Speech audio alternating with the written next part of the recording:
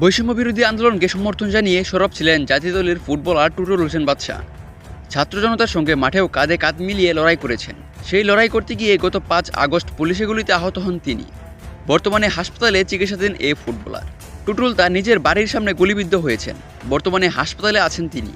তার চোখের পাশে গুলি লেগেছে, তবে আশার কথা বর্তমানে তার শারীরিক অবস্থাও এখন অনেকটাই ভালো, যা সামাজিক যোগাযোগ মাধ্যমে নিশ্চিত করেছেন তিনি। বাদশা লেখেন, আনুমানিক রাত ৯টায় এলোপাথারিভাবে পুলিশ বাহিনী গুলি ছুড়ে আমি আমার বাসার সামনে অবস্থান করছিলাম। সেই সময় আমার চোখের উপরে এসে একটি গুলি লাগে। সবাই আমার জন্য দোয়া করবেন। যাই হোক, একটা প্রশ্ন থেকেই গেল, সময় হলে সেই বিষয়ে কথা হবে।